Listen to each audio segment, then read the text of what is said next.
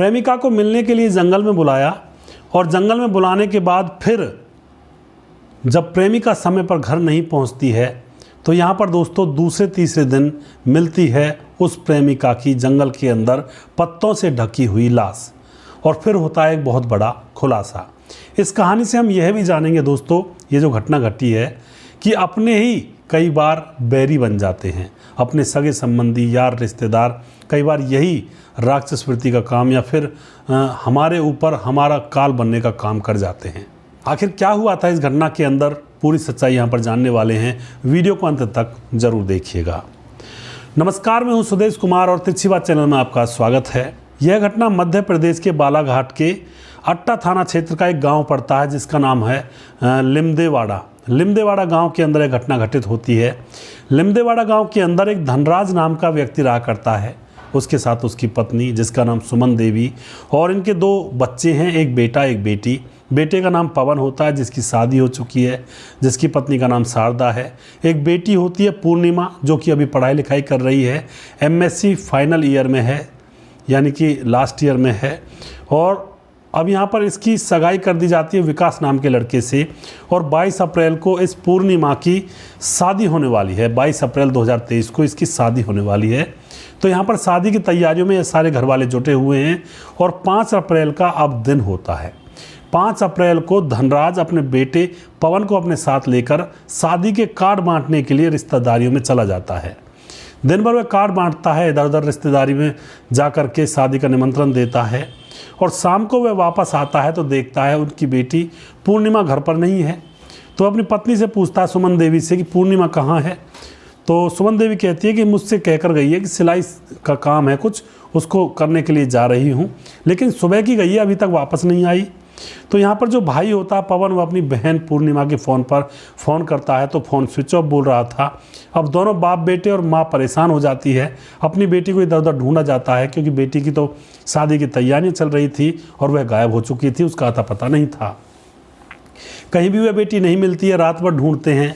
सुबह जो गाँव वाले होते हैं वह कहते हैं कि तुम ऐसा करो, पुलिस थाने में जाओ और अपनी बेटी की गुमशुदगी की रिपोर्ट दर्ज करवा कर आओ।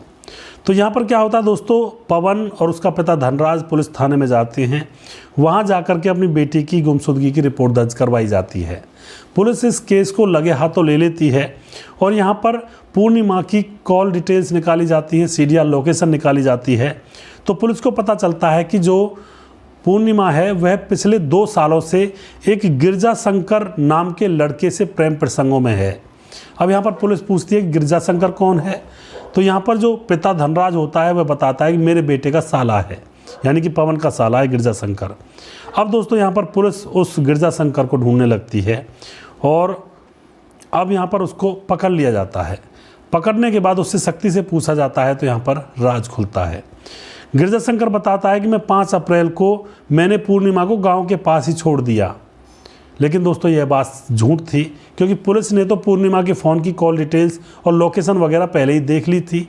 तो यहाँ पर पुलिस उससे कहती है कि तू झूठ क्यों बोल रहा है, पूर्णिमा तो गांव के पास आई ही नहीं, उसकी लोकेशन तो लास्ट में जंगलों में बोल रही थी। अब यहाँ पर गिरजा शंकर सोचता है कि अब नहीं बच पाऊँगा, तो वहाँ पर सारी घटना पुलिस को बता देता है। वह बताता है कि पूर्णिमा से उस गिरजा शंकर को प्यार हो गया था। वह दोनों एक दूसरे से मिलते थे चुपके चुपके। कुछ समय तक तो उनका प्रेम प्रवाह आसानी से चलता रहा, लेकिन कुछ दिनों के बाद घर वालों को पता लग जाता है। तो घर वाले अब इन दोनों को दूर रहने के लिए कहते हैं। पूर्णिमा को उसके माँ बाप धमकाते हैं, उससे कहते हैं कि तू आखिर कर क्या रही है, अपनी पढ़ाई लिखाई पर ध्यान दे। लेकिन पूर्णिमा नहीं मानती है और जो गिरजा शंकर था जो कि पूर्णिमा के भाई पवन का साला था, यानी कि पूर्णिमा की भाभी शारदा का भाई था, वह सिर्फ और सिर्फ पूर्णिमा से मज़ा ले रहा था, उसको उससे कोई मतलब नहीं था। पूर्णिमा कहती है कि मुझे शादी करनी है तो तुमसे करनी है, वरना मैं शादी ही नहीं करूँगी।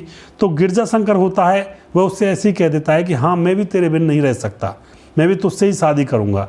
और इसी बात को बीच में लेकर के वे दोनों संबंध बना रहे होते हैं। लेकिन दोस्तों घर वाले मना कर देते हैं, लेकिन पूर्णिमा अभी भी नहीं मानती है।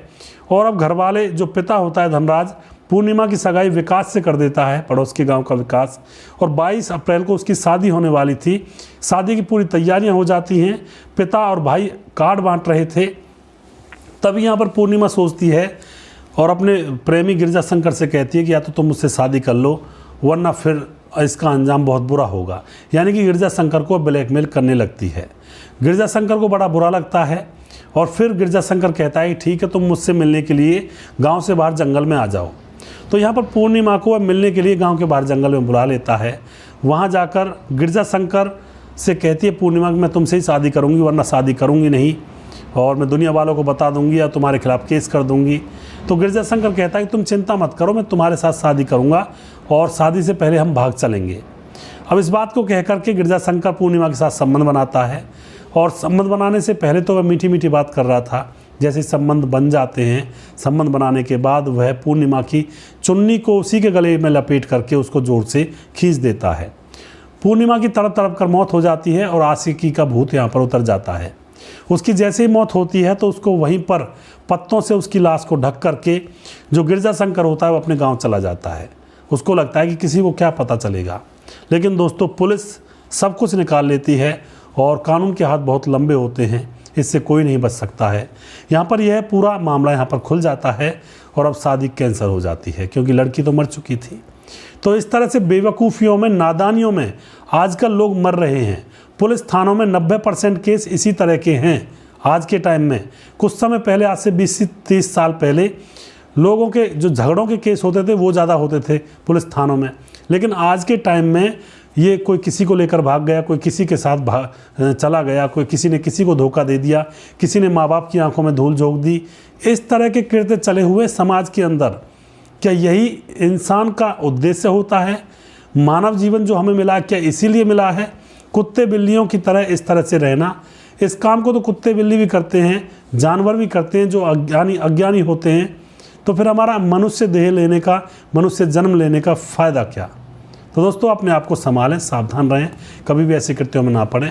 अगला प्रोग्राम मैं जल्दी फिर से लेकर आऊँगा, तब तक आप खुश रहें, सावधान रहें, रिश्तों की अहमियत को समझें। जय हिंद, जय भारत।